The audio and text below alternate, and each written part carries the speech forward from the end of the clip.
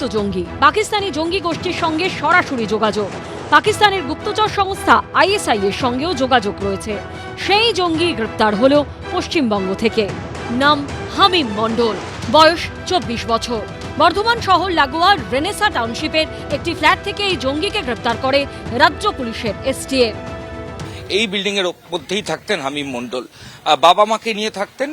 গতকাল তাকে এসটিএফ এখান থেকে অ্যারেস্ট করে। এখনো পর্যন্ত এসটিএফ এর তরফ থেকে যেটা বলা হচ্ছে যে এই হামিম মণ্ডল এই আগে হাওড়ার পিলখানাতে থাকতেন।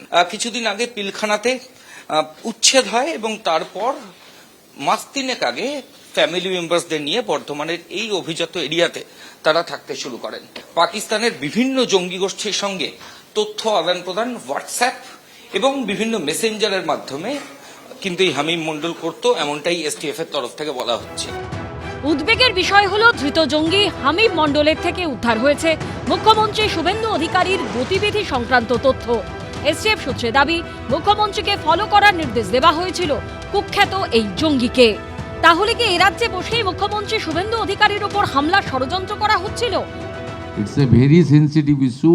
এটা ইন্টারন্যাশনাল কানেকশনের বিষয় আছে, ন্যাশনাল সেফটি সিকিউরিটির বিষয় রয়েছে। গোপন সূত্রে খবর পেয়ে বৃহস্পতিবার সকাল 7:30 নাগাদ বর্ধমান শহরের রেনেসা হাউজিং এ পৌঁছে যান রাজ্য পুলিশের এসটিএফ এবং বর্ধমান থানার পুলিশ অফিসাররা। সেই সময় আবাসনেরই জিমে ছিলেন কুখ্যাত জঙ্গি হামিম মণ্ডল। পুলিশ আধিকারিকরা সরাসরি সেখানে গিয়ে তাকে গ্রেপ্তার করে। ও আপনার लगभग 2 মাস আগেই বোধহয়, সম্ভবত 2-3 মাস আগে হবে। কারা কারা থাকতো বাড়িতে? বাড়িতে থাকতো 5 জন টোটাল, ওর মা বাবা আর প্লাস 3 ভাই বোন, ওরা 2 ভাই 1 বোন। এসটিএফ সূত্রে দাবি, দুবাইয়ে পাক গুপ্তচর সংস্থা আইএসআই এর এক সদস্যকে মেসেজ করেছিল হামিম মণ্ডল।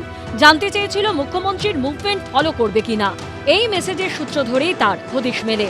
এসটিএফ সূত্রে দাবি, পাকিস্তানি জঙ্গি শাহজাদ ভাটের সঙ্গে যোগ রয়েছে বর্ধমান থেকে ধৃত জঙ্গি হামিম মণ্ডলের। শাহজাদ ভাট বিভিন্ন সোশ্যাল মিডিয়া হ্যান্ডেল কাজে লাগিয়ে পাকিস্তান থেকে অপারেট করে। ইতিমধ্যে দিল্লি, উত্তরপ্রদেশ সহ একাধিক রাজ্যে এদের গতিবিধি নজরে এসেছে। এবার পশ্চিমবঙ্গ থেকে এসটিএফ এর জালে জঙ্গি হামিম মণ্ডল। একটা চক্র কাজ করছে বেশ কিছুদিন ধরে ভারতবর্ষে। গত 6 মাস তাদের মানে পদচিহ্ন ভারতবর্ষের অনেকগুলো রাজ্যে দেখা গেছে। এই চক্রটি শাহজাদ ভাট বলে যিনি আছেন তার মানে লিডারশিপে চলে। এই চক্র পশ্চিমবঙ্গে তো এখন একটা রাজনৈতিক হাওয়া বদল হয়েছে এবং পুলিশেরও একটা সজাগ স্থিতি হয়েছে।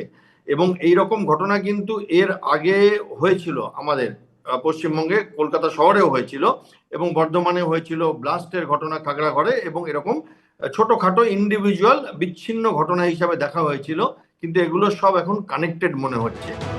শুক্রবার বর্ধমান আদালতে তোলা হলে ধৃত জঙ্গি হামিম মণ্ডলকে 14 দিনের পুলিশ হেফাজতের নির্দেশ দেন বিচারক। ময়ূখ ঠাকুর চক্রবর্তী, কমল কৃষ্ণ দে ও রুমা পালের রিপোর্ট, এবিপি আনন্দ।